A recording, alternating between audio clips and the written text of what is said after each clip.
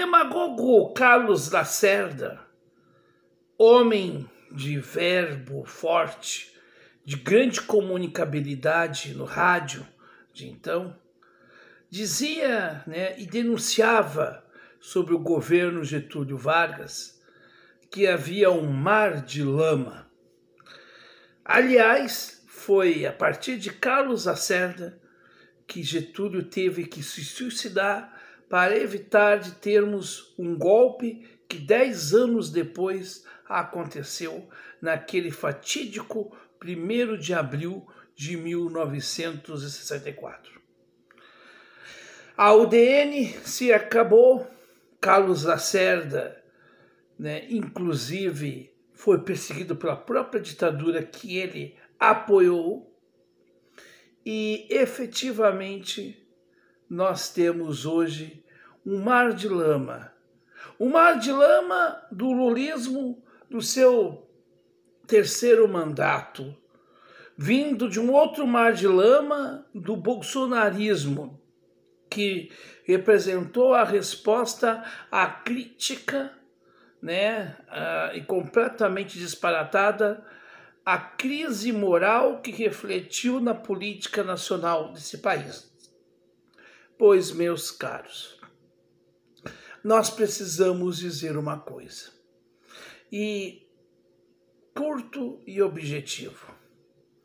Sim, Carlos Lacerda, com a sua União Democrática Nacional, denunciava o vazio, porque se tinha no governo Getúlio figuras como Gregório Fortunato, haviam outras figuras ali que tinham compromisso com o país, com o desenvolvimento, tal qual o seu ministro do Trabalho, João Goulart, que futuro então presidente da República, e homens como Brizola, que no Rio Grande era uma liderança que movimentava a classe trabalhadora.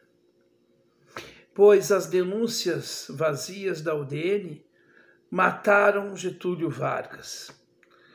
E o mar de lama se deu com a derrocada da democracia em 64, com um período de 21 anos, e depois desses 21 anos a entrega de governos piores, e somente um hiato no tampão de Itamar Franco. O restante, o mesmo modelo econômico, um modelo de destruição do Estado Nacional, um modelo de destruição do tecido político, com uma Constituição parlamentarista, mas um parlamentarismo que nunca aconteceu, e nós temos hoje um semi-parlamentarismo onde quem dita as regras é uma figura um tanto quanto abjeta como este Arthur Lira.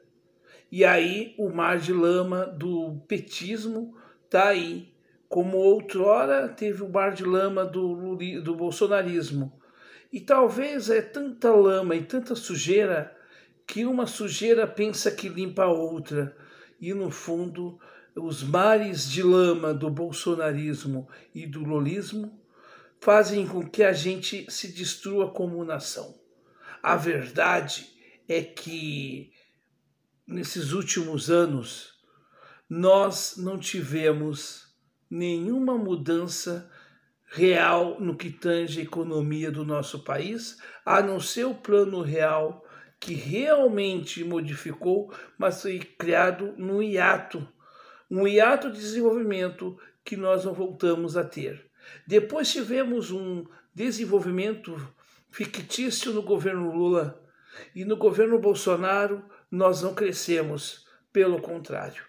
E nesse governo Lula nós não estamos crescendo e não vamos crescer porque não tem proposta real de nada.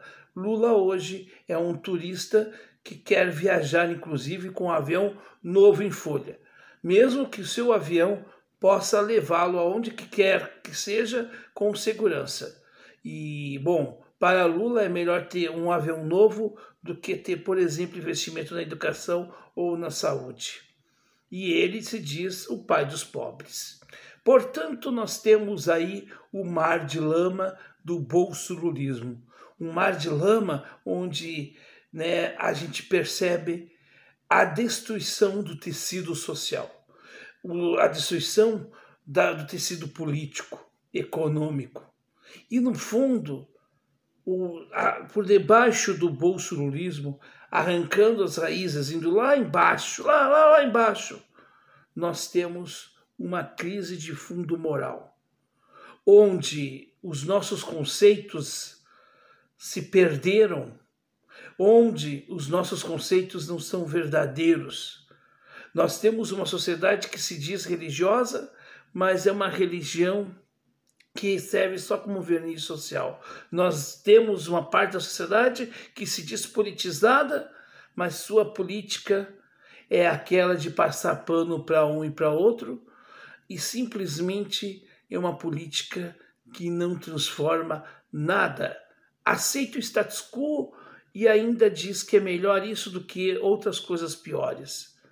Nós temos em si uma crise de valores, de referências tão grandes que tudo o que nós estamos vivendo é consequência dessa crise. Quando nós falamos do problema da política nacional, nós temos que falar de uma sociedade apodrecida dos seus preceitos que não dizem mais a realidade. Aquela letra de Cazuza é verdadeira: a tua piscina está cheia de ratos, as ideias não correspondem aos fatos, e esta é a realidade.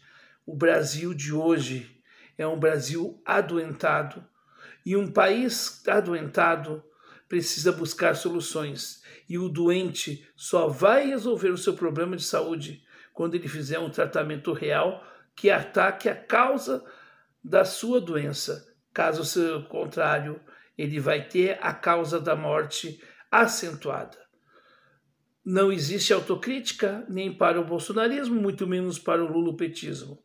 E nós que não aceitamos isto, vamos sofrer cada vez mais os ataques destes que escolhem como ídolos figuras tortas, figuras que não representam de fato uma nação como o Brasil, porque Bolsonaro e Lula estão aquém da necessidade que este país precisa. Este Brasil precisaria de homens de verdade, homens que tivessem a dura realidade vista e enfrentada. Mas aqui no Brasil há eleitores que fazem, né, da disputa política eleitoral uma disputa futebolística. E dizem que pessoas que não foram presidentes, que não conseguiram ganhar a disputa eleitoral, não têm valor porque os votos não os levaram para lá. Assim como Brizola, como também o nosso águia de Aia, Rui Barbosa e Ciro Gomes. Outros tantos não foram presidentes, mas tiveram a hombridade de propor algo que a classe política jamais vai aceitar, porque o Brasil precisaria de uma reforma estrutural já preconizada por Jango, que nunca aconteceu. Mas continuamos vendo as reformas neoliberais que dizem que precisamos tirar um direito aqui, outro ali que vai melhorar, mas a melhora nunca chega. Seremos sempre o eterno país do futuro, com um presente podre e um futuro cada vez mais escuro, fétido, representando a vontade daqueles que querem destruir a nação brasileira cada vez mais.